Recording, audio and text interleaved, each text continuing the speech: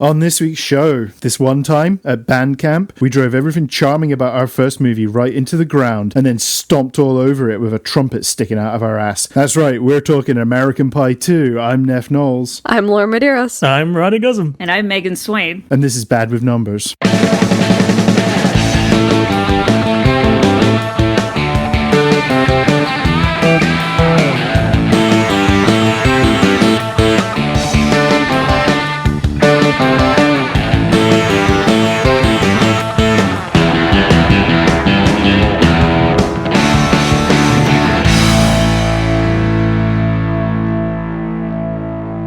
There's a lot of movies with the prefix American, yeah? Yep. Do you guys have like a favorite particular American prefixed movie? I mean, I enjoy Captain America. Okay, not a prefix, but I'll let it slide. Thank you. When I feel like when it has like American in the beginning, it just, I don't know, I've never was drawn into that type of film. Like Captain America, yes. TV American Vandal, yes. But then the other ones, like what, American Dreams? I'm like, no, that wasn't a good movie, was it? I mean, out of all the movies that have got American as their prefix, the first one you go to is American Dreams, the fucking Hugh Grant, Mandy Moore X Factor movie. Exactly. You know our affinity to Mandy Moore. She gets like name dropped all the time in this podcast. We do love some Mandy Moore on this show. Why though? I don't know. I still need to grasp onto that. No, we'll never solve the riddle of Mandy Moore and how she managed to wangle her way into our Thanksgiving episode. Megan, you got a favorite American movie? American President is probably up there for me. That's just a good movie. I think it inspired The West Wing, if I'm not mistaken. That's right, because Aaron Sorkin wrote American President as well, yeah. I remember seeing American Beauty in theaters, and it was a pretty big deal at the time, but now I look back on it, and I'm like, I'm glad history has forgotten that film. Yeah, I was thinking about it, and I wasn't sure what mine was. I kind of thought maybe American Psycho, because I watched it again recently, and it actually holds up pretty nicely. And then last night, it was like the inauguration of Biden yesterday, and right. I ended up watching American Utopia. Yeah. Which is the Spike Lee directed version of the David Byrne Broadway show.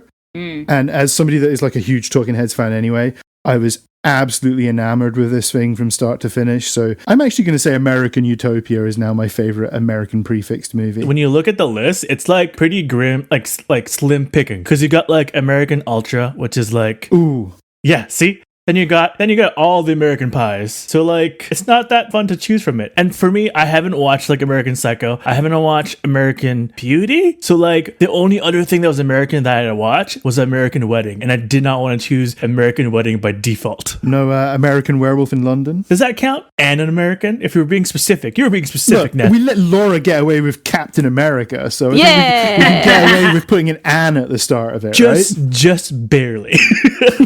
I get away with a lot of things though, so you do, you cheeky scamp.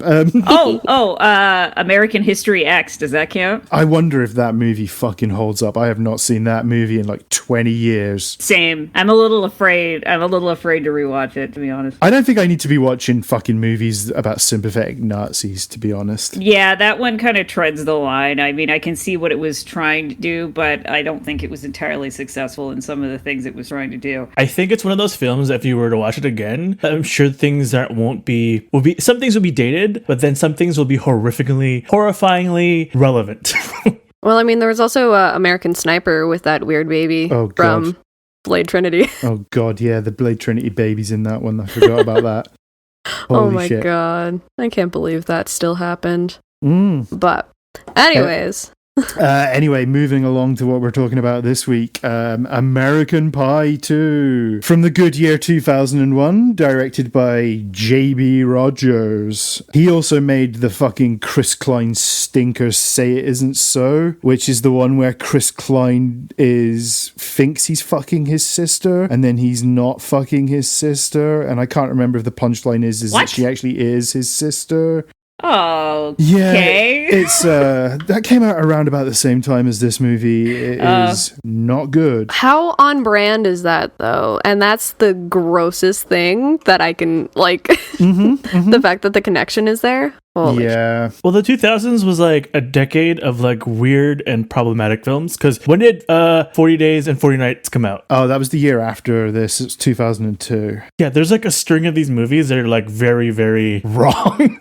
Yeah, I mean, and a lot of that is down to how fucking big the first American Pie was. Yeah. Like, that movie was an uber sleeper in terms of it just came out of nowhere, like late summer 99, and it just blew the fuck up. It made like 100 million on like I think it was like 8 or 9 million budget, something crazy like that. So... But I think, 40 Days and 40 Nights is probably like the nadir of this genre. No, I'm actually, like, when you're talking about the impact of American Pie, I'm realizing its effect. Because even, like, at this time, like, this time I was, like, looking at international films. And I remember this Korean movie came out called Sex is Zero. And literally, there's a scene where people jizzed into a pan, fried it, and then ate it. And I'm like, this probably would never existed if American Pie 2 didn't happen, or American Pie didn't happen. Like, I wouldn't have to witness this. But yeah.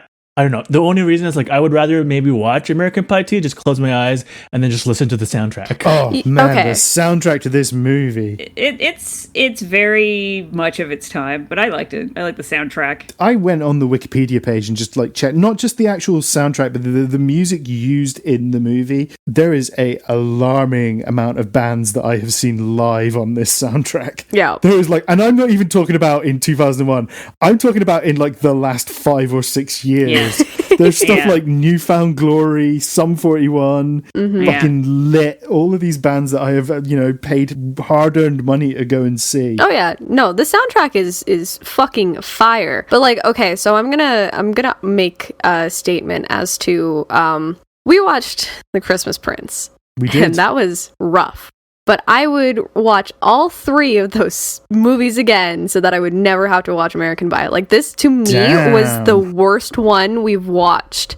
And I can't stand it. I mean, I was grading these on Letterboxd for a while and putting them in order. I haven't done it for a few movies, but... This is probably near the bottom for me as well, I think. This film is just... let's talk about like what our experiences with this franchise in general are. As per most things, I saw all of these movies apart from the 4th one in theaters. I was really into the first one. I think I saw it twice in theaters, actually. I really didn't like this movie when it came out, and I like it even less now. See, I'm the opposite. See, I've never really liked the first one at all, because it just... The whole thing with the broadcasting on the internet, and it just, like, the character of Nadia is so vapid, and like she has no reaction to any of this shit, and like even in the second one she has no reaction to any of this shit. The second one, I feel like they dialed it down a little bit compared to the first one with regards to the horniness, and it felt a little bit more like a college movie than, a bunch of underagers trying to fuck each other. Okay, so I guess that's part of it, though, is like I enjoy that they are all, consenting adults now. That's fantastic. I just feel as though so many of these, like, quote unquote bits carried on for so long when the end goal didn't, like, matter at all. And like, this movie doesn't need to exist. It doesn't matter. Nobody cares. Like, one of them has a girlfriend, and like, I'm very proud of him, by the way. That was fantastic. What a mature Chris person, Klein right? is a dreamboat. He's so sweet. And like, hold on. No, I agree. I think he's a very handsome guy. Yeah. But, he is the shit Keanu Reeves is what he is. Yeah, I see it. Chris Klein?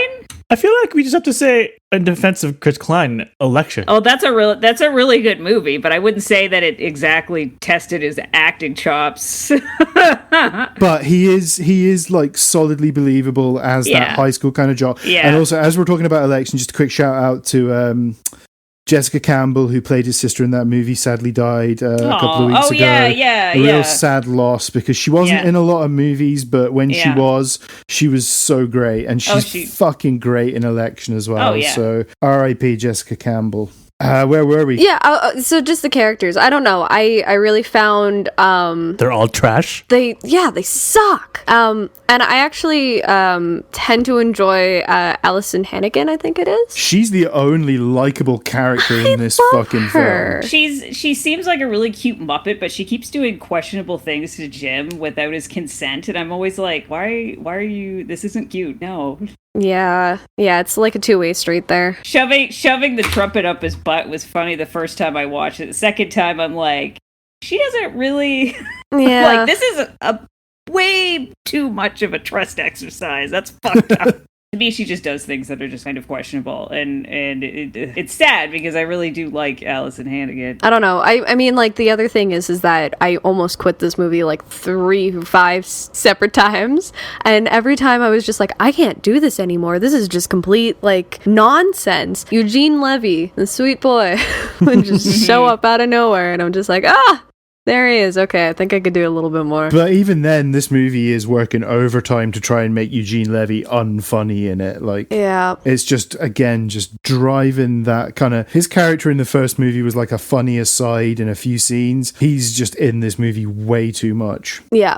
Before we get into the meat of this, I think we should probably like just give it a bit of historical positioning, right? Sure. So this movie opened on the 10th of August 2001. Unsurprisingly, this opened at number 1 at the box office. It made $45 million on its opening weekend. I think it ended up grossing like $150 million at the US box office, which is an insane amount of money for an R-rated comedy at the time. Number 2 at the box office that weekend, and sound that future episode klaxon, Rush Hour 2. Oh. Okay. Yeah, I watched that for like Zhang Ziyi and I realized, man, it didn't really do that much with her. No, she's kind of wasted in that movie, annoyingly. At number 3 is another fucking movie we've talked about on this show, The Princess Diaries. Yeah. Oh. Don't call her Anne. Number 4 at the box office that weekend was The Others, the Nicole Kidman Haunted House movie. Oh, I remember that. There's a movie that I couldn't care any less about either. Rude. I guess It's people okay. liked it. That's good. And I think it opened to like 14 million. But again, it was one of those movies that had crazy legs, and it ended up grossing like nearly 100 million as well. That was a good movie. That was a good movie. It had a good twist to it. That's not M. Night Shyamalan, is it? No, I can't remember the director's name. It's the guy that directed Open Your Eyes. It has a nice twist, but it's not like a punch you in the face M. Night Shyamalan twist. Wait, what is the twist? Spoilers for The Others, I guess, for a movie that's 19 years old. But what is the twist? They're all dead. It's like her and the kids are dead. They're the ghosts. They think their house is haunted, and then they realize at the end that they're the ghosts. I think like everyone here knows like the line, "Are you mad? I am your daughter." Like that was like a line that like most of my friends and like family would just like troll out from time to time. Like it was a movie that actually managed to like seep into people's like vernacular and dialogue. The only reason I remember that particular line is because they take the piss out of it in Scary Movie 3. Yeah. With, oh God, here he comes again. With fucking Michael Jackson. Oh my God. Oh, we've got to get him off the fucking show. He just keeps creeping his way into the show. We just need to get rid of him. If we mention Michael Jackson more than I mention Brendan Fraser, I'm going to be real pissed. Say Brendan Fraser 7 times and maybe he'll appear. Brendan Fraser, Brendan Fraser, Brendan Fraser. Oh wait, for more? Imagine if you did that and Michael Jackson appeared. Oh my God. No. Reverse. Okay, so Michael Jackson, that means that Brendan will show up, right? Number 5 at the box office that weekend was that dog shit Planet of the Apes remake with Mackie Mac. Oh my God. I think I even Lord. saw that in theaters. I was so disappointed. I Me was too. so disappointed. I was like, what the shit is this? Other movies in the top 10 that weekend included Jurassic Park 3. Oh, 3. Never mind. Potential episode. It's where I realized I can no longer stand Téa Leoni. Were you on board the Téa Leoni bus until that point? Yes? She was good in Deep Impact. No, she wasn't. What was that Ooh. sitcom she was on? Was it The Naked Truth was her sitcom, I think, that she was on was in in like a the late sitcom? 90s? Yeah. Let's not bother dwelling on that. Meh. Osmosis Jones was in the top 10 That as well. was sick. That was Underrated. Oh, absolutely. That's how I learned about, how things work. How COVID works. Yeah. Sure. And also Legally Blonde, which, I kind of like. I like that movie. That movie's kind of cute. That movie holds up, I think. Yeah, I only saw that for the first time a couple of years ago, and I kind of enjoyed it, so yeah. Yeah.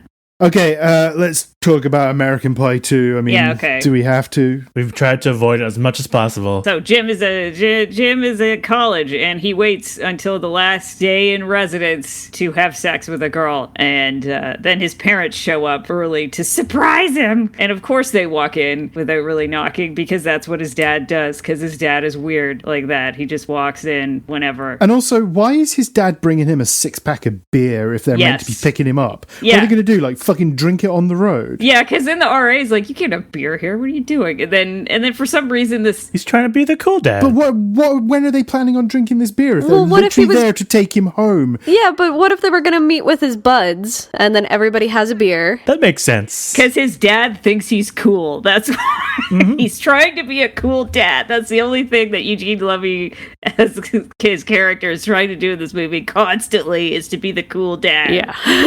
The one thing with this scene, though, is when did the movie Not Another Teen Movie come out? Like, when did it come out? Because it's the exact same opening. The exact same kind of gag. Not Another Teen Movie was the same year as this, I think. So, I think yeah. they literally came out like within months of each other. Because they both do the same thing, and a part of me wonders, like, why I feel I like the Not Another Teen Movie version better. Hey, you know what's funnier than American Pie 2? Everything else? Not Another Teen Movie. That film kind of fucking rules, so It takes on this movie. it takes on a lot, and they all kind of deserve it as well, right? Anyway, Stifler has a party. He gets peed on. I mean, Megan, you're like literally just tearing through this as quickly as you can, Fine, right? fine. Go, Megan. Go. Sorry. No, it's fine. Feel free to jump in. We just shake up Megan and let her go. I didn't write anything else about this sequence of the movie other than piss joke is literally the only note I made. That and Stifler gets upset that other people aren't getting laid, which is fucking strange. I wrote Adam Brody. Who's Adam Brody? Adam Brody is amazing. He was Seth Cohen. See, this movie, every time I watch it, I just see other people that went on to do better things. Yeah. Basically, this movie follows 4 guys from the first movie who are all desperate to lose their virginity. They're now all finishing their freshman year of college, coming home for the summer and reconvening with one another although most of them seem to be at the same fucking college in Michigan anyway. Like, Yep. Chris Klein and Thomas Ian Nicholas. I'm just going to refer to them as Oz and Kevin from now on. Yeah, go because for I it. can't be bothered to say these fucking mouthfuls of names that these guys have. They're at the same college, and I think Mena Suvari, who is Oz's girlfriend, is there as well. Because it implies that Oz and I can't even remember his girlfriend's name off the top of my head. Oh, damn. Does she have a name? Oh, fuck. Okay, we're not progressing any further along this podcast, and nobody is allowed to look on the internet until we remember what Mena Savari's character's name is. We're gonna be here a long time. I already had it brought up, so I'll let you guys know when you hit it. Is it Daisy? No. No. Charlotte? No. Deborah, Janine, No. Julie, No. Jessica. Do they just refer to her as Glee Club Girl? Because that's kind of what she is in the first one. No. Apparently she has a name. I have no idea. Well, this is going to be our longest episode ever. You gotta put in like the waiting music again. Exactly.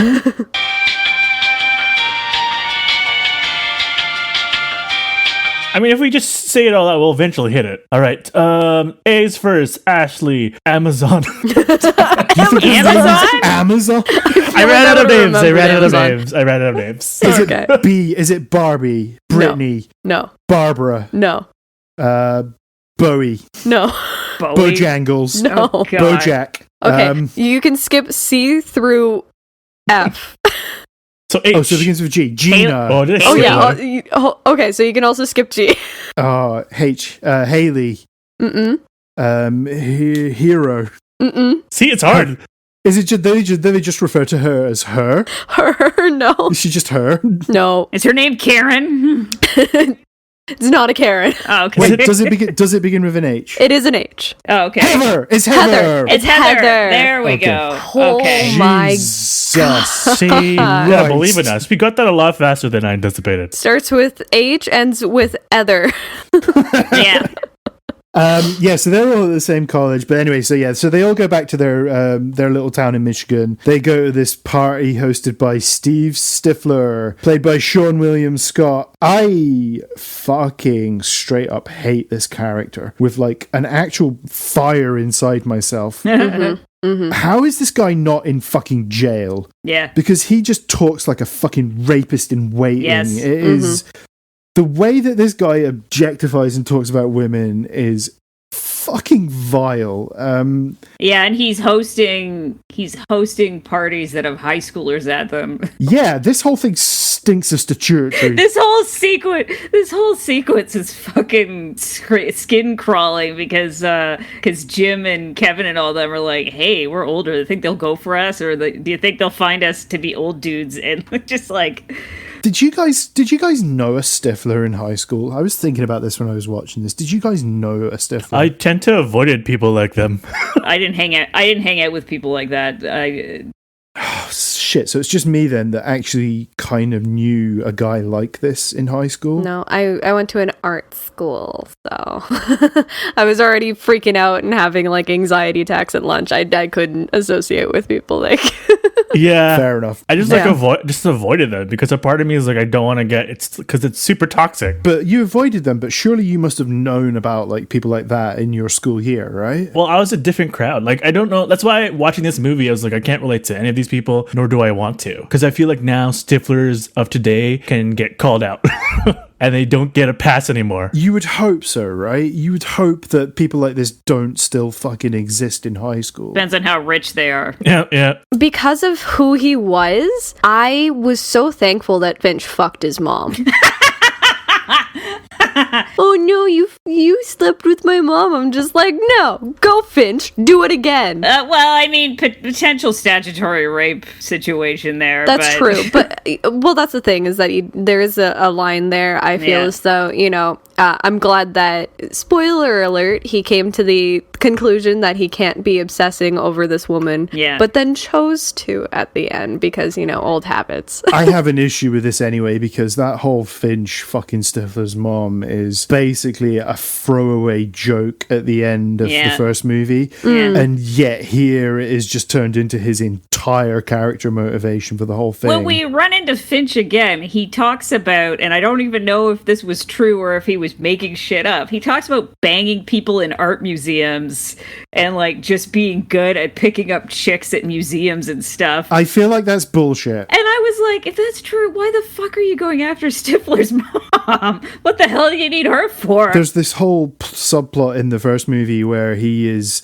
basically getting Natasha Lyonne to lie about him to other people to kind of boost his reputation. So I kind of believe that the idea of him like going to the Louvre and picking up a chick is just bullshit on his part. I think it's just kind of like posturing on his part. Oh, look at the movie working on its backstory and doing things in character. Nope. No, don't give it credit for doing that. It's accidental. I don't know. I'm trying to figure out what to talk about with this movie. Because a part of me is just like... It's like Jim hasn't tried at all to be better with women over the course of the year. Kevin has sat on his hands moping about, I guess, Vicky. Finch, I don't know, is lying about banging chicks in art museums while he pines for Stifler's mom. And I think the only two of them that are actually, or what's-his-face, Oz is in a relationship and Stifler's banging his way through, the entire freshman class or whatever. Sure, and here's the thing, right? These guys sit around talking about sex all the time in this movie. Even though in the first movie, at the end of it, it establishes that they don't need to sit around and talk about sex all the time. So it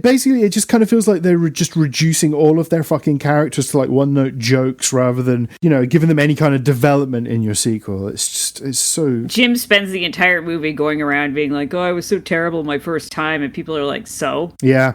As Roddy pointed out, we get a little Adam Brody cameo here. He's great. Apparently, he's only in the unrated cut of this movie. We find out Mena Suvari is like leaving for Europe and leaving Chris Klein behind. Because why wouldn't you? Yeah. Stop. If you look closely at the airport scene, you can see Kevin Spacey in the background just like jerking off over her image. Oh. Gross, Neth. I'm just kidding. She's not an underage boy. Oh my god. Tara Reid shows up at this party. Yep. Tara Reid can't even stand still convincingly, so I don't know why they brought her back for this film. They're like, she's hot now, and I was like, she looks exactly the same. What the fuck are you talking about? Yeah, she's a terrible actress. Yeah. Like Natasha Lyonne's character, Jessica, I know that because I wrote it down, is literally just there to prop up Vicky's character Pretty and much. to have somebody to talk to. I would love to see like a reunion of all these actors. They did that, dude. It was called American Not the Reunion. movie, but like I said, the actors. It exists. But like, no, because the thing is, though, it's of its time, but I think everyone has matured now. So to go back and watch this movie and like kind of realize the things that you were kind of promoting or making acceptable. It's like a weird thing because like this movie does not age well. Has Tara Reid matured now? I don't know. She's in Matured Sharknado. to Sharknado, yeah. Yeah, what has she learned from ripping up sharks with chainsaws for 6 movies in a row? A lot. I feel like she had more of a character arc in Sharknado than this. Oh, she does. I mean, like you say, Natasha Lyonne is here just to prop her up. Yep. And hey, that's 2 episodes in a row we've done Natasha Lyonne in a movie. I love her. She's great. Wasted in both. Yep, wasted in this movie, wasted in Blade Trinity. Well, not like John Cho went on to do like Searching. Sean William Scott was like, he has some hits. Like The Rundown is pretty funny. And then like, what did Jim do? Jim was in Orange is the New Black. Yeah, so was Natasha Lyonne. Yeah. Yeah. He was in it for 1 season, dude. Friggin' Larry. I don't know. I guess it just shows what America was at that time, or is still. Like it's weird because if you were to watch this movie and be like, "Oh, is this American culture?" A part of me wonders, like, is that true? Like, what's your take? Well, okay, so yeah, as somebody that saw this movie living outside of America and like had a very different high school experience to what the typical American high school experience was, this was kind of informing what I believed American kids got up to. It's not entirely different from how we were doing stuff in the UK. It's just we were probably a lot more drunk the whole time. So yeah, I don't know. Yeah, so Tara Reid's at this party, and then John Cho shows up. Yep. We fucking stan John Cho. Yep. That guy is amazing. This is maybe like 3 years before Harold and Kumar, so I guess Love that he's still movie. kind of like taking whatever jobs he can get. He's standing in line for the toilet. But he's making that scene work. There's no small part. He basically is busting to take a piss, and he ends up taking a piss over a balcony onto Stifler, who thinks he's about to get fellatio from some girl whose name Stifler can't even remember. She has a bottle of champagne, and then when he closes his eyes, I don't know what he assumes, but then when he starts feeling liquid on his face, he just assumes that she's pouring the champagne on him, except somebody's conked her on the head with something or other. I mean, I don't lay claim to being any kind of expert, but if you cannot tell the difference between an ice cold bottle of champagne and a hot stream of John Cho's piss, you might need to see a doctor. I mean, he does eventually figure it out because he's like, oh no. Eventually, Fo. Eventually being the key word there, because that Yeah. goes on way too fucking long. Well, it's cringe comedy, right? This entire movie is full of cringe comedy, especially every scene that Jim is in is like some fucked up Buster Keaton bit, except it all involves... Don't even try and compare it to Buster Keaton. It's aspiring towards some extreme amount of physical comedy, and it's all related to his dick every single time. Yeah, I mean, I guess we're going to talk about it in a bit, but the most sympathetic character in this movie probably is actually Jim's penis because of the sheer torrent of abuse it receives. So the house party gets broken up by the police because it's a high school kids party. So Kevin's moping around thinking that their summer is going to suck because they can't have any fun. So who does he call up? His older brother, played by Casey Affleck. Who has aged terribly since the first movie. I was like, is his brother like 40? I'm not sure that you should be taking sex advice from Casey Affleck, given his previous history of alleged abuse allegations, but fucking whatever movie, okay. So they decide to go off to this fucking lake house, which I'm assuming is still in Michigan. And I guess they invited Stifler because he's rich, but they rented it before they figured out what they were going to do for work, which is even more inadvisable and stupid. Because then they're like, we could just paint houses. I'm like, you're not making enough money to pay for that house painting. They had to have been selling drugs on the side. You think? You think that's what their side hustle was? Or they were selling themselves, or they were selling their sperm. Oh wait, that's a road trip thing, isn't it? No, that's Road Trip. Stifler's in that, isn't he? Yep.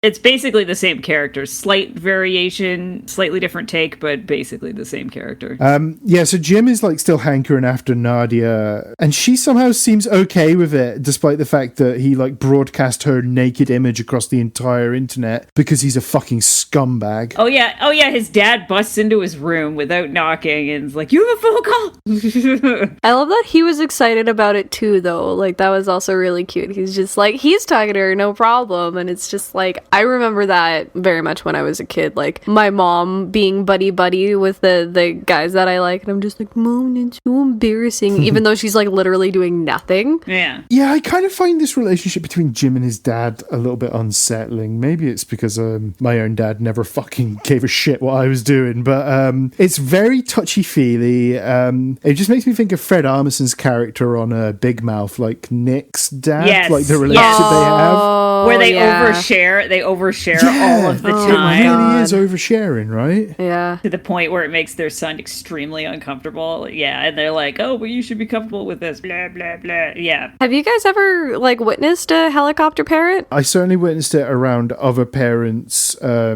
related to my own child, like seeing other parents of a similar age, sort of the way that they raise their children. Mm-hmm. Yeah, it's alarming to watch, right? Wait, is Eugene Levy a helicopter parent in this? Well, I don't know. Do you feel as though he's a helicopter parent disguised as the cool dad? I think so, yeah. I think he's very concerned about what Jim's up to. He's way too invested in it. I think he's a little, overly involved. Wait, is Jim an only child? I don't know. Is he? I don't know. Do they introduce a sibling? I don't think they do. I think he may be an only child, actually. I think this is just more of like if you're an only child. If you're the only child, obviously the parent. What? Nope. There's a shake of a head. Nope. No. My mom tossed me to the window a lot of the times. I mean, I've got like a whole slew of Walmart stories just because of that. But like, I found my parents were quite respectful when I was growing up. I mean, like, I've been in the same relationship since I was a teenager, so I guess, it's hard for me to say, but I had a good relationship with my mom.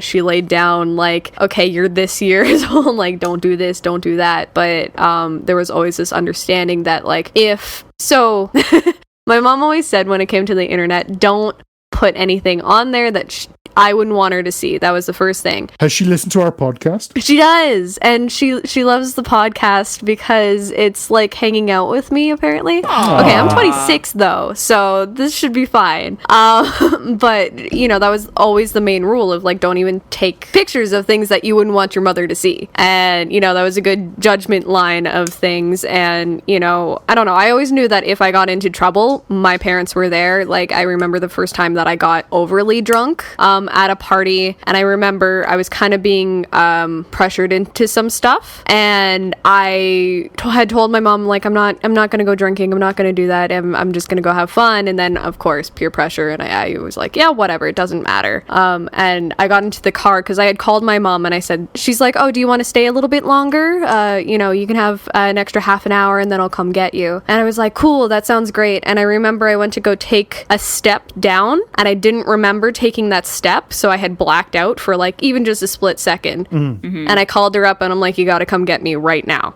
And she did, and I got into the car and I'm like, I'm not even gonna pretend that I'm not like hella drunk. And she said, okay, and didn't say anything, got me to bed, put the bucket beside my bed, everything like that. And in the morning, I talked to her, and she's like, listen, I'm not mad that you drank. I'm mad that you told me that you weren't going to, and you were allowed to be pressured into it. So I'm just disappointed. That's a whole I'm not mad, I'm just disappointed thing. That was the first time. Worst. And I remember sitting there on the couch afterwards, like, it just takes the breath out of you. Sure. Yeah. So it wasn't very much like a helicopter thing. It was just like, that was my first I'm disappointed in you. And I was just like, man. Oh, you can't fucking do that to me, man. I had a similar slew of I'm disappointed in you, but I thought that I was incredibly good. Maybe at like sort of 15, 16, I thought I was really good at masking not only how drunk I was, but like the fact I'd been drinking at all. So I like became like a pro at hiding how drunk I was in front of my parents,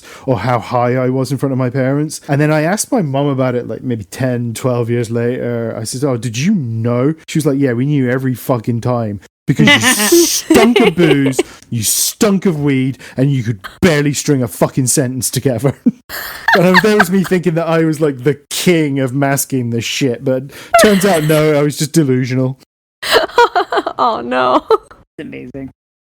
Anyway, this movie, They go to the fucking beach, blah, blah, blah. They move to a stupid beach house. There was a slate of movies in the UK in the 1960s and 1970s, and I don't remember them because I'm not that fucking old, but they were based on sitcoms, and the concept was pretty much identical to this.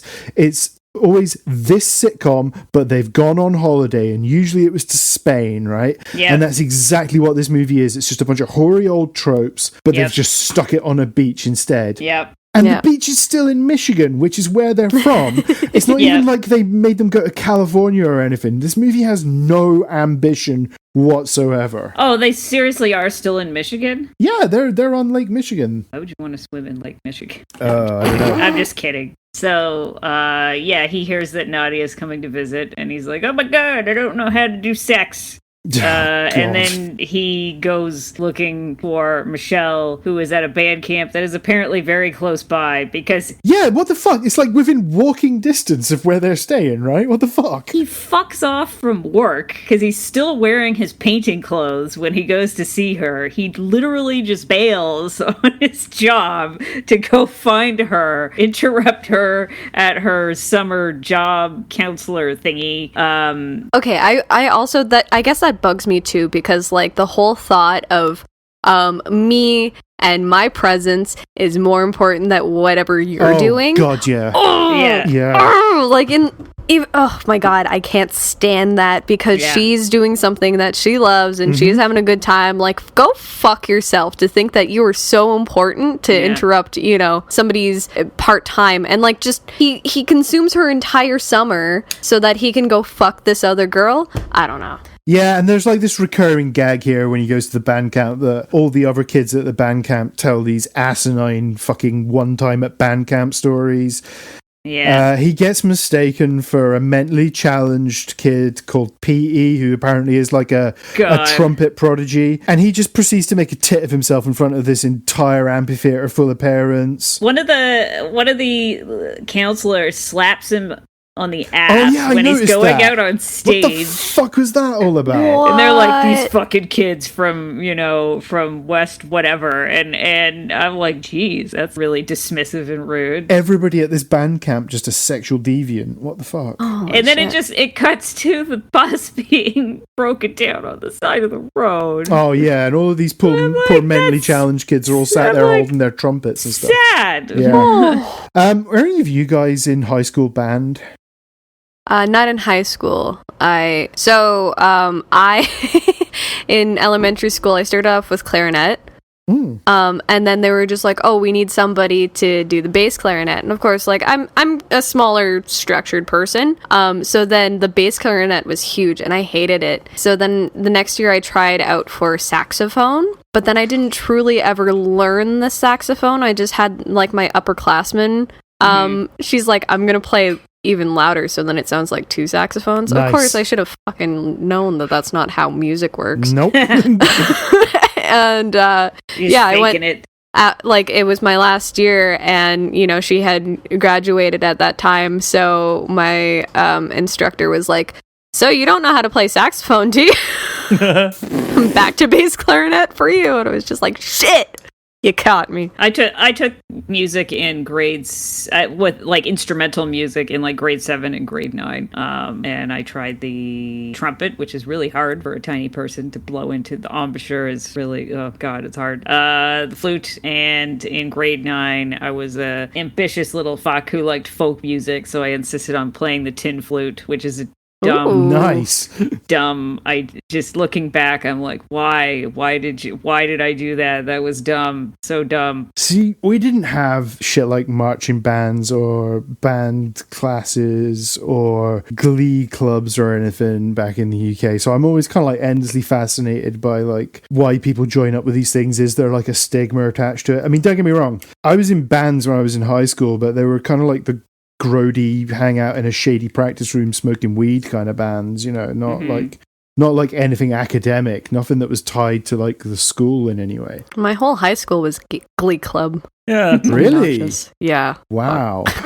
I don't know. Like, I find sometimes, though, like, in reality, most social circles in high school never interacted with each other. Like, usually people were set into circles and, like, they rarely ever intersected. That's crazy. So, like, with the band, like, people that were in band just hung out with people in band. People that were in, like, theater hung out with people in theater. People that did hard sciences hang out with people that did hard sciences. Like, so really, like, when movies like Mean Girls and stuff are doing, like, these intro to high school 101s where you're meeting all these different cliques, that's like a legit thing that happens then. Because you take the same classes, right? Like, it's only maybe you get the elective class that somehow you intermix. But in general, your focus is taking certain classes to get a certain goal. And so you see the same people every time. My school wasn't big enough to have social strata. I mean, there were girls that were kind of stuck up and there were guys that were kind of like jocks. But, like, for the most part, I mean, I think I kind of assumed there was social strata until, like, 3/4 of the way through high school when I realized that all of these people hung out with each other. They just didn't hang out with me. Like, just like, you know, like, I remember one time, I remember one time showing up I went to a party because a friend of mine who's younger than me, he has a brother who's the same age as me, and one time they were having like a combined New Year's party or something, and so I saw a bunch of people from my high school years. It wasn't that long after high school, and like one of the people there was like this super smart girl that I thought was like a huge like science nerd who she was just blitzed out of her mind. I don't know what the fuck she was on, but she was like barely conscious of the world around her, and it was just this weird mix of people, and I just had to sit there and comprehend the fact, and I'm like, these people are all friends with each other because they all partied with each other through high school. They just didn't party with me. Do you know what, Megan? I would have partied with you in high school because I've seen you smoke a bowl like a pro. So we would have definitely partied in high school. Well, my tolerance of pot is such that it barely affects me, so I could sit there and literally I could smoke 5 bowls and it wouldn't do anything probably. But I hung out with the kind of the outsiders, like the nerds, kind of nerds. Yeah, I don't know. We were all freaks, whatever. Did I ever tell you guys the time where I took my mom to the remnants of a high school party? No. Yeah. Okay, so good time?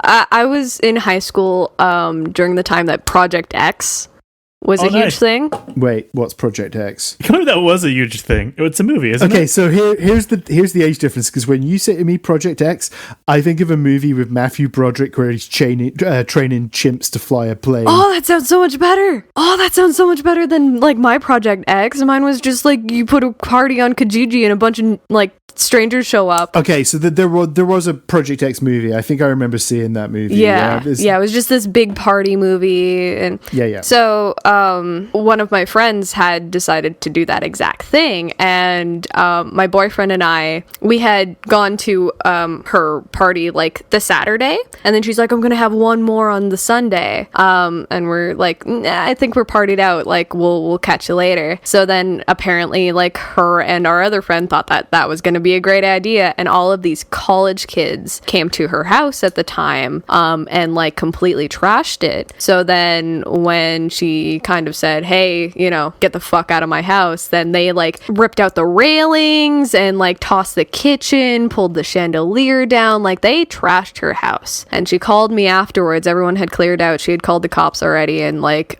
she called me and she was bawling, and I was about to climb up into my bunk bed and my Superman pajamas on, and I was so excited, and I saw her like the phone coming, and I was just like, oh no, if I put one more foot up on this ladder, that means I'm done for the night.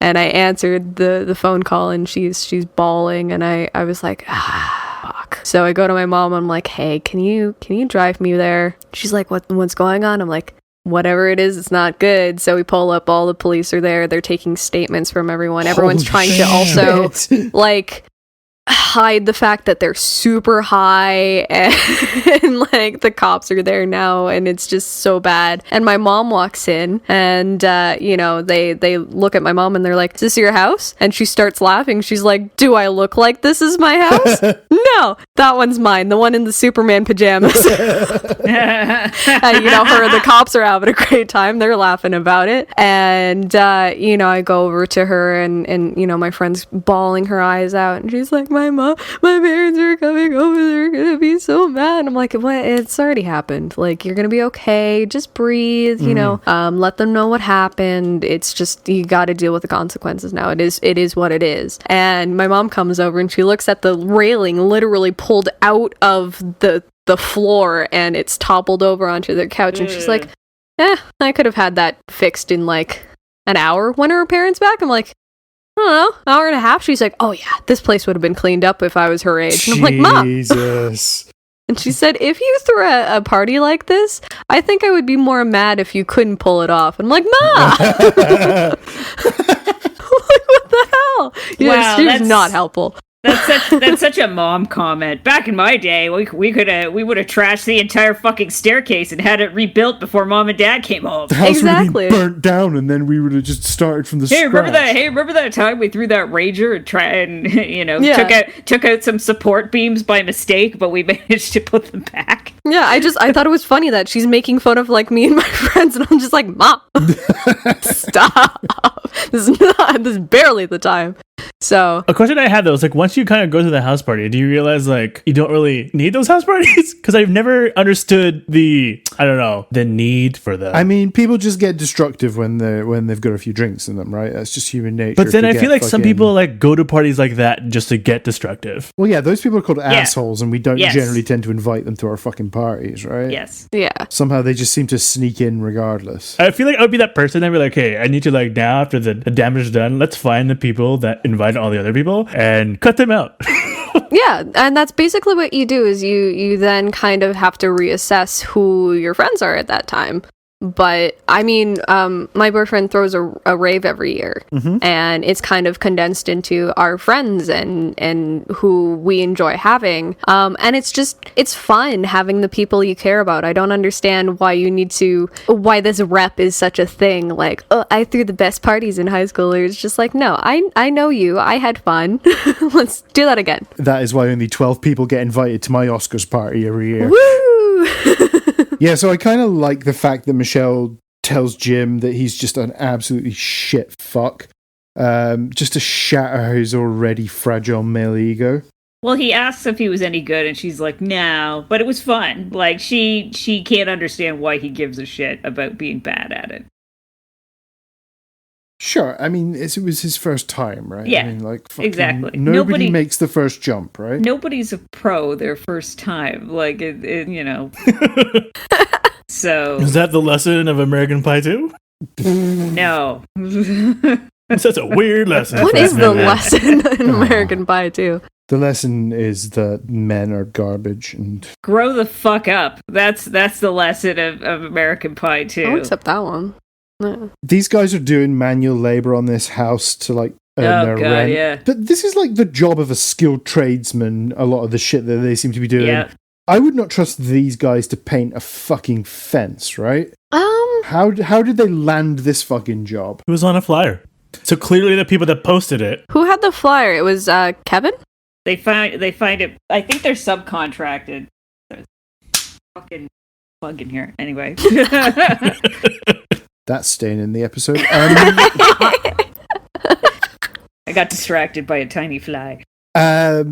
Yeah, so this house belongs to these two ladies, and Stifler just makes this fucking wild assumption that these house owners are lesbians, and we get this fucking rampant fetishization of their supposed sexuality, where Jim and Finch and Stifler are hiding in the house and see these two ladies kind of undressing. It's fucking gross, this whole voyeuristic thing that they're doing. I mean, first of all, they have a Melissa Etheridge poster, which I guess is there to misdirect the audience. I mean, that is not any kind of qualifier of anybody being anything for her, right? That's just a stupid generalization. There's also a moment, I don't know if you caught it, where Finch is in the closet with Stifler. That sounds weird. He's standing behind Stifler, and Stifler's like, "Could you not touch me, dude?" And then Finch looks down and then backs up like a couple of inches. And Stifler's like, wait a second. Yeah, they're definitely implying that Finch has a big dong in this movie, right? Yes, it's kind of implied a couple of times that he's that he's packing. It's the kind of movie.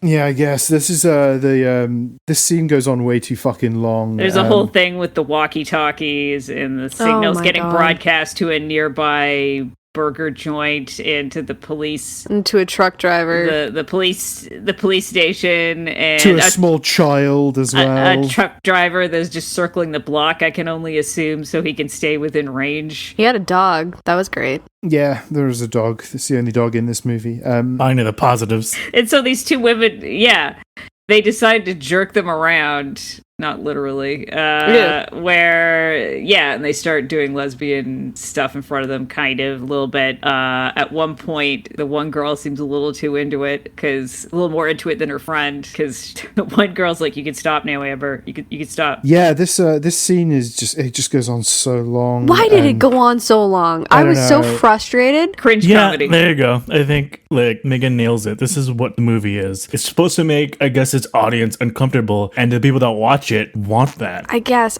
I don't know, because for me, it was like, oh, it's funny because, girls are hot when they kiss, but then the guys don't want to do that, and that's funny. Like, they're uncomfortable, and that's funny. And it's just I don't think this is cringe comedy. When I think cringe comedy, I kind of think stuff like The Office or stuff where people are just saying awkward stuff. This is just some straight up gay panic. Yeah, It's cringe comedy from a straight guy that has gay panic. There you go. Yeah, I mean, I literally wrote in my notes, this is the dumbest fucking part of the movie, and I hate it. I hate this part of the movie. I skipped ahead, and I could swear the scene is like fucking 15 minutes, and I'm just like skipping through, and I'm just like, when is this over? This wasn't funny in the first 30 seconds. Why did they continue on with so long? And it's this weird metaphor for their collective friendship, in that Stifler is determined to get something out of this. Jim is there because, I don't know, he's trapped there, and Finch kind of is into it, but he's like conflicted, and Kevin and Oz are on the outside trying to peer in the window, taking turns like a couple of sad sacks. Yeah. And of course it involves two women that are a little too, just as I've said before, I think I mentioned in the chat, like, a lot of the female characters in these movies are just aspirational, like, two women that are willing to kiss each other just to get guys off. Like, it just, I mean, there are women that do that, but it just, instead of, their reaction is to have fun with it instead of to call the police. Yeah, that seems weird, right?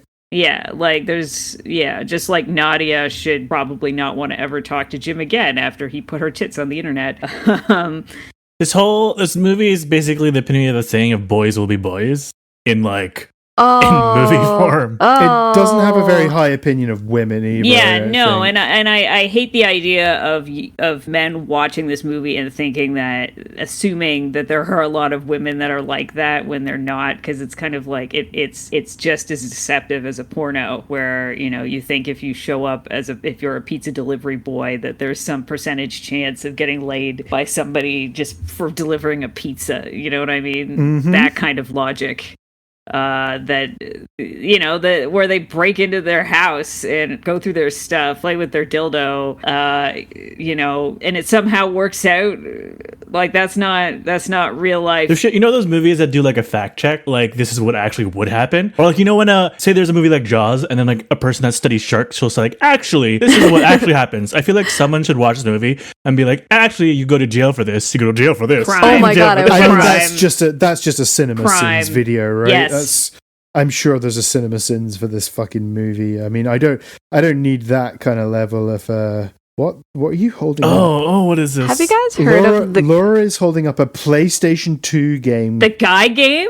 Why do you own this? I don't remember. But this is like an M-rated game where basically it is a trivia game that was filmed on spring break, and it's a bunch of chicks who get like tossed a trivia game or like a trivia question, and if they get it wrong, they have to lift up their bikini tops. Okay. This is a PlayStation game. This is a PlayStation game. Oh man. Yeah, there's 20 sexy episodes full of stunts and challenges with our uninhibited hotties, over 1,000 outrageous trivia questions to keep you guessing. So, like, this was released in 2004, and I feel as though this game is, like, prime American Pie culture. Yeah, there's a huge crossover in people buying tickets to this movie and buying that game. It's Girls Yeah. Gone Wild, the game. Sounds Basically. like. Yeah. Kind of curious as to why you own that, but sure, okay. I feel like... It was like a leftover. It's like, do you want this? Like, yeah. I guess. I feel as though I had watched like a playthrough of someone, and then we found it in like an abandoned valley village or something like that, and they're like, no fucking way, is this Sure. a joke? And then it was It's there. a courier, right? Sure. Yeah. Okay. Yeah. But I'll believe your story and not the fact why that you I just didn't wanted go to hunting play. with it. I did. No, it's I did actually try playing through a little bit, and it's just so so this movie. When I think of this movie, I feel like it's just a lot of people that are repressed sexually or been when they're younger never actually talked about sex. Like I don't know. I feel like all the people that made this movie itself actually don't even know about sex. And like they know a specific type, which is gross and borderingly like non-consensual. I mean, it's just bro-y comedy. It's just the ultimate kind of frat boy bro-y comedy, right? It's They're leveraging what teenagers think sex is. sure. So anyway, Yeah. we get another set piece after this scene in the house where Jim manages to super glue his hand to his cock because he's a fucking idiot, basically. And Isn't that after the trumpet thing? yeah, sure, but we're just jumping ahead now. Michelle puts a trumpet in his ass. Yeah, Michelle puts a trumpet in his He ass. visits Michelle, Fucking- asks for a few lessons. She skips ahead and just goes straight to shoving a trumpet up his butt. And then somebody plays the trumpet, and that's a reason why people keep their own mouthpieces. Is that a poo joke? I I guess guess. the fact that the trumpet was up his ass and then because it shows the guy later, Yeah. and he has a bunch of weird blisters around his mouth. Oh, I didn't notice that. Oh, okay. He has So like an gross. infected. He has like a mouth infection or something. And he like smells it. I didn't think this movie was capable of callback humor, but there you go. That's Okay. something. It's very subtle. Yeah, so they he do- glues his cock Yes. to his hand, thinking that it's lube, and instead it's super glue that he's been using to fix a lamp. Let's just have a moment of silence for Jim's penis, because it is probably just absolutely haggard to fuck by the amount of constant abuse it has received over the course of 2 movies. First of all, he sticks it in a fucking flan. Yeah. Probably scalds it at that point. Certainly some blistering. And now he is... I don't know if you guys have ever stuck anything to your skin with super glue. I know I may have done it at certain points in the past. Because then you go like this and Yeah, like try and sure. unstick your hand to itself. Just the sheer thought of doing that to one's penis made me cross my legs in absolute mortal fear. Gotta give credit to the actor though, because like imagine Oh, reading yeah. a script and being like, oh, I guess that's what I have to do now, and then he commits. I mean, you say we've got to give credit to the actor, but let's face it, these movies tarnished Jason Biggs' career for the rest of his life. He is forever going to be known as the guy that fucked a pie in a movie, right? Yeah, oh yeah, because he shows up in Jay and Silent Bob Strike Back, and he was like, I was also a loser. Jay's like, you're the pie fucker. But Jason Biggs legit is a good physical actor. Like, he comes across as, he reminds me of Ross from Friends, except not as irritating to watch. Yeah, I mean, as an actor, he's fine in this Yeah. movie. As a character, he's an unrepentant piece of shit. The character But is annoying. as a performance, it's pretty good. Yeah, like, oh, yeah, no. he sells it really well. He goes all out in gluing his hand to his dick. Yeah, and then the cops get called, and he ends up in the hospital. Put your Because it- hands up. I can't. I'm glued. Yeah, that's really Because instead of fucked just up. screaming for help to his friends, which, would be embarrassing, but guess what? Not as embarrassing as the neighbors seeing you. But, like, because, they had paint thinner. All he had to do was ask his friends, like, hey, could you just Sure. bring some paint thinner in here and don't look. Sure, exactly. It's like, but that's logic, and this movie doesn't deal. Well, maybe it's logic. actually just showing how much shitty of our friends. Like the whole point of this movie is like we have to do one last thing together. It's about our friendship. But the reality is like they should probably not be friends. They would actually be better off without each other as people. Oh yeah, these relationships are fucking toxic. They're not a good fit for one another. Yeah. They knocked on the door. One of them knocked on the door at one point and was like, "Are you okay?" And he's like, "Yeah, I'm fine." I know, but the reason why I'm like psychoanalyzing the characters. But probably the reason why he didn't open the door is because they would shit on him so hard. Oh my god. And that hurts more. Stifler would, Finch would be useless, and Kevin and Oz would probably just help him. There's no reason to believe that they wouldn't. They're the two most... They would help him, but then they would, like, tear him apart slowly. Like, they'd bring it up for the next 10 years. Just hey, remember that one time? You're not living that down at all. Yeah, no. I mean, he's not going to live it down either way, but... Exactly. In the present anyway, moment, yeah. Let's just power through the rest of this fucking film. Stifler's horny little toad of a brother turns up. They could have had a really good teachable moment here. Like Stifler sees a reflection of his own behavior in somebody who looks up to him as a, hey-ho, Sean William Scott reference, a role model. But no dice. Good movie. It's much more content to just go for the fucking cheap laugh here of having his little brother be just as odious as Stifler, and it's fucking so pointless. Yeah, and then they use him to kind of rope back in the other chicks after their party and stuff like that. So they finally have their party, and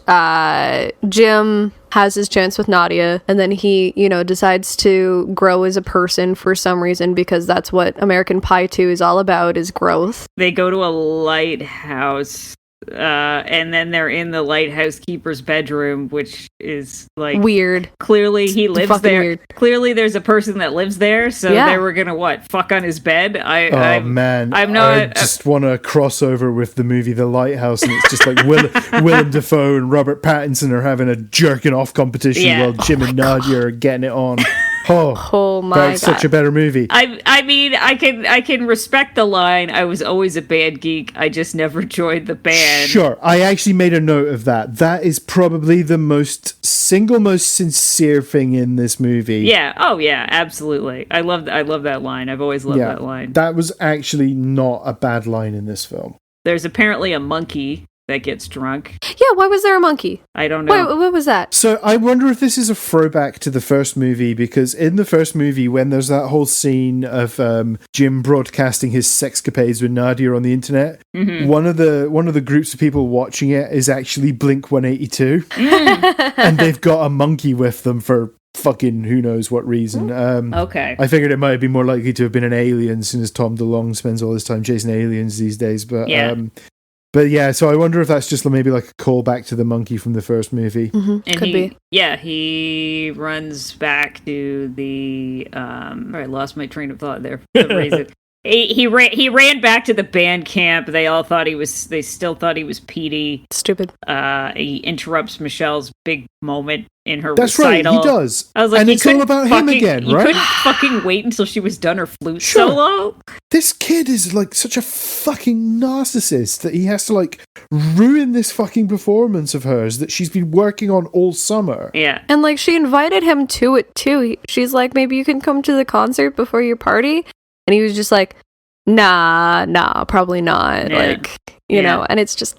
He does not deserve her. She, Agreed. for all her foibles, she's too good for him. And Nadia goes back to the party, and we haven't yet mentioned that Sherman has been in attendance at these parties. Jesus, this fucking character. So this guy's played by Chris Owen, who he was in a movie in the mid-90s called Angus that is actually kind of a fairly sweet high school movie about a fat kid getting bullied by James Van Der Beek. Really selling it there. But it's actually a pretty good movie. Okay. And Chris Owen played like his best friend. Okay. His character in these American Pie movies is just such a dipshit. He's just a huge dork that refers to himself as the Shermanator, and over the course of the summer, every time people see him, they're like, oh, hey, Shermanator, and they're like just sick of it. And he's like, like just he's getting sad now. He doesn't want to do it anymore. And when Nadia sits down, he's like, "Oh, are you going to make fun of the Shermanator?" And she's like, "Oh, just like the movie." And he's like, it turns out Nadia's a big fucking Terminator 2 fan, I guess. No, she's just turned on by dudes that are incredibly socially awkward, I guess. Oh, shit. Is that actually a kink, do you think? Maybe. I mean, cool. she was really into gyms, and then she gets really into the Shermanator, which apparently they fuck because it flashes to them towards the end of the movie. Yeah. Oh, yeah. Everybody's with their own partner thing. Oh, man. So, yeah, that's how this movie basically ends, is that everybody fucking gets what they want,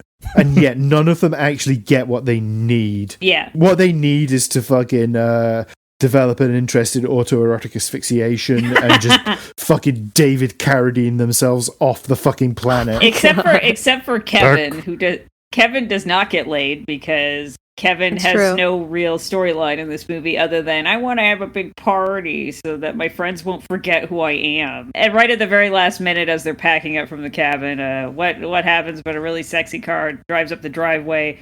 Stifler doesn't recognize it for some reason, and then it turns out that it is, in fact, Stifler's mom, whose name is Janine. Yeah, but I don't know why they bothered to give her a fucking character name, because they just refer to her as Stifler's mom for this entire franchise. Yeah, and then she says, like, call me Stifler's mom, which was weird. And then they go bang in a car, which is weird, because she's, like, rich and shit. Why can't they just run it? Whatever. She's into what she's into, I guess. And just to top it off, the credits for this movie look like they were written in Comic Sans, so fuck this movie. Oh my god. Thank God they didn't make any more of these, so we don't have to talk about these characters ever again. Stifler eats a dog turd in the reunion movie, which... Oh, Jesus. I don't remember that movie at all. That's the only thing I remember from that movie is dog turd eating. I don't think I could do anymore. Divine did it first, and she did it better. Yeah, I don't mind seeing Divine eat a dog turd. I have a real issue with Seann William Scott eating a dog turd, but hey... Soon as we're talking about Seann William Scott, do you guys want to play a quick game of Seann William Scott or Seann William not? Okay. Yeah.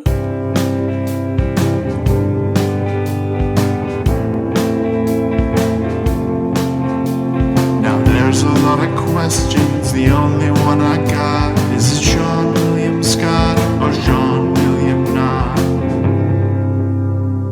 Sounds like it could I belong on the love soundtrack. that. Ooh. Okay. Very on brand. So I'm going to give you guys individually, in turn, the name of a movie, and I want you to tell me, does it star Seann William Scott or does it not star Seann William Scott? So I just want you to say Seann William Scott or Seann William not. Oh, great. Okay, are you ready? Yeah. No cheating. I don't want to see anybody on fucking IMDb for this. Laura, you're up first. Okay. Jackass 3D. Seann William Scott or Seann William not? I think it's a Seann William not. Oh, you're wrong. It is a Seann William Scott. He plays himself in a segment of that movie. Okay, I'm gonna look that up after. I mean, okay, if you're going to try and dispute the results of this election, No, it's fine. Megan, Zach and Miri make a porno. I've seen that. Kevin Smith classic. Yeah. Kevin Smith. Mm-hmm. Oh, Zach and Miri make a porno. Right. Sorry, I was thinking of something else. You were just thinking of porno? No. Seann William not. I don't remember if he was in that.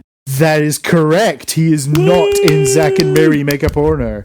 Rodey, your turn. Bring it. Oh, okay, you say it. Just go with it. Seann William Scott? That is incorrect. Seann William Scott is not in the Adam Sandler movie. Just go with it. But it does star Andy Roddick in a cameo who looks a little bit like Seann William Scott. Laura, The more you know. Knock Around Guys. That Vin Diesel classic that nobody fucking remembers. Did it also have Seann William Scott? No, I'm afraid not. It's No? Seann William not. He's not in that movie. Seth Green's in that movie, and I guess that's kind of the same thing, right? Same level of comedy. Okay, Megan, your turn. Mm-hmm.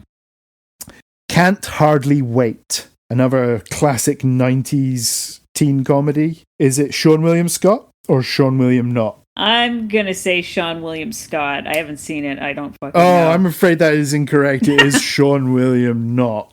But again, Seth Green's in that one, so I guess, you could be forgiven for making that mistake.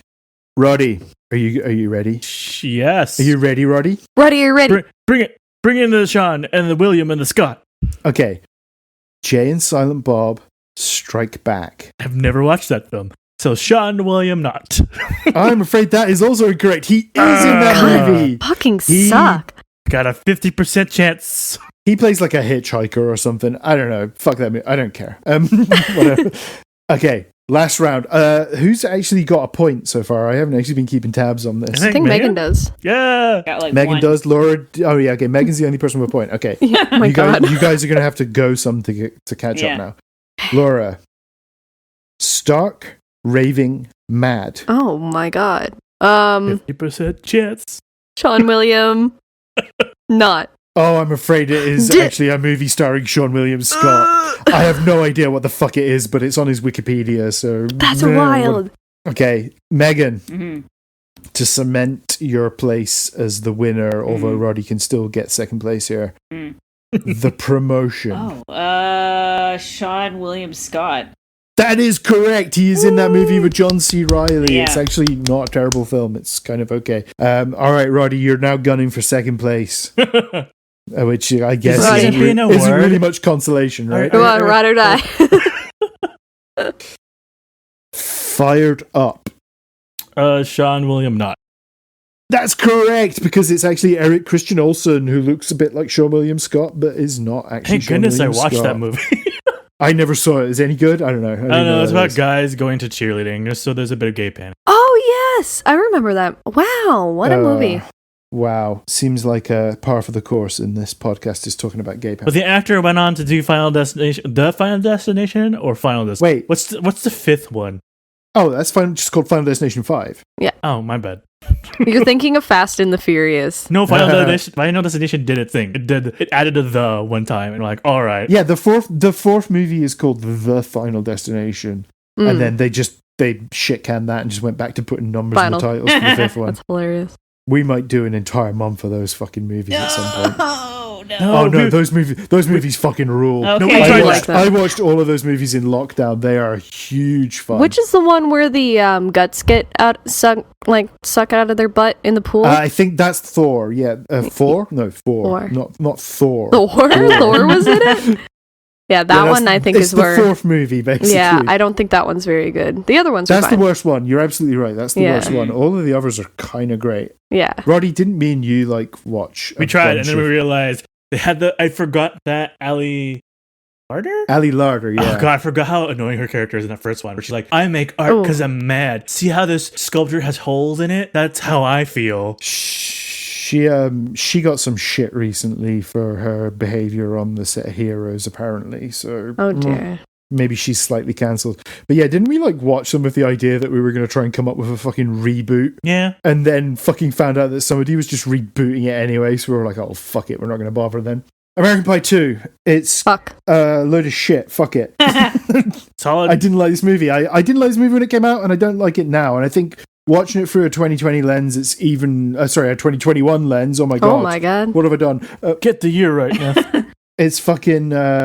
it's just gross and misogynistic, and these characters are all fucking monsters. And their parties suck. Yeah, this party at the end is fucking lame. No, I mean, it's not that I wouldn't have gone to a party like that, but by movie standards of a rager, the party takes up that final party takes up surprisingly little space in the actual movie. Yeah, considering that they've been building it up and that's been their fucking goal for the entire movie, it feels very underwhelming. Victoria, at the end, they're making their little book at the end. They're like, we have to record this party. It was epic. She's like, my date's passed out. And it's just like... I'm like, what? yeah, it's 8 in the morning, lady. Of course he's passed out. Jeez, people, come on. Yeah. Yeah, so not really a lot to recommend about American Pie 2. I mean, it's got Natasha Lyonne. Yep. She doesn't get a lot to do. It's got John Cho, again, doesn't get a lot to do. He's on somebody. Mm-hmm. Yeah, I guess. Eugene Levy. Get the soundtrack. That's it. And soundtrack. Soundtrack's okay, I guess. Yeah. Soundtrack's fine. Soundtrack's good. I kind of cringe a little bit when I hear it now, but like I say... It's a lot of Blink. Mm-hmm. Yeah. Sum 41. a lot of Sum 41. Yeah, this really is Sum 41 territory. We all listened to Sum 41 hard back. Hell yeah. I think the last time I ever properly crowd surfed at a gig was a Sum 41 show. I think it was at like Brixton Academy in the early 2000s. So yeah. Ooh. Good times. Anyway, damn, that was American Pie 2. We did it. We got through it. We talked about it a long time ago.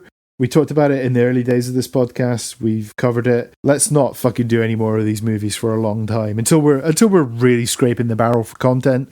Let's just leave this franchise the fuck alone. Yes. You know what? This is the one time I'm a little bit mad at John Cho because a part of me remembered him in it, and that's the only thing that sold me on it. And he was only in it for like seconds. Yeah, he does not get a lot to do in this movie. Yeah. But you know what? We have John Cho and Harold and Kumar. Yeah. We have John Cho in Searching. We have John Cho in Columbus. So let's be grateful for that, right? Grateful for John Cho. Praise be to John Cho. Yeah, that was American Pie 2, directed by J.B. Rogers from the year 2001. Laura, I feel like we're going to be sticking around in the early 2000s for what we're doing next week. What are we doing next week? Yeah, I mean, we may as well. I think I heard we're doing Matrix Reloaded. Holy shit! Matrix time! It is time to get the Keanu celebrations on. Our boy in one of the most questionable fucking sequels I've ever seen in my life. But yeah, what have we got in that? We've got that fucking Zion rave. Holy shit. We've got the architect just babbling nonsense. Oh my god. And of course, doppelganger Chris Klein. Upgraded Chris. I stand by my statement that Chris Klein is a shit Keanu Reeves. Keanu Reeves is best Keanu Reeves. Did you see the video? I don't know if it was in Toronto of just Keanu Reeves just taking the subway to work. He was in Toronto on the subway? I don't know if it was Toronto, but I know he was on the subway. And he was just trying to keep to himself. Oh man. And everyone thought it was wholesome. This is it. If you see Keanu Reeves in the wild, just leave him be. Yeah. Don't pester him. Don't startle. Just leave him be. Take a little solace in the moment that you saw him. You know, recognize the fact, store it in your heart, and then just leave him the fuck alone. Yeah. Right? He doesn't need you pestering him. No. Oh, I love him. Yeah, same. I'm pretty sure I'm going to talk about how much I love him on next week's show. I hope you do. But until then, we have been Bad with Numbers from Toronto, Canada. Stay safe out there. Thanks for listening. Take care. Bye.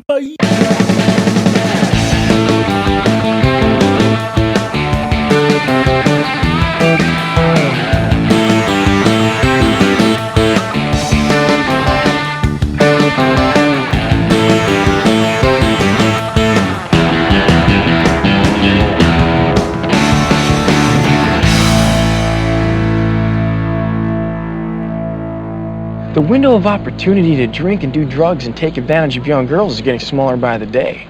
Smaller by the day. Smaller by the day. Smaller by the day. Smaller by the day. Smaller by the day.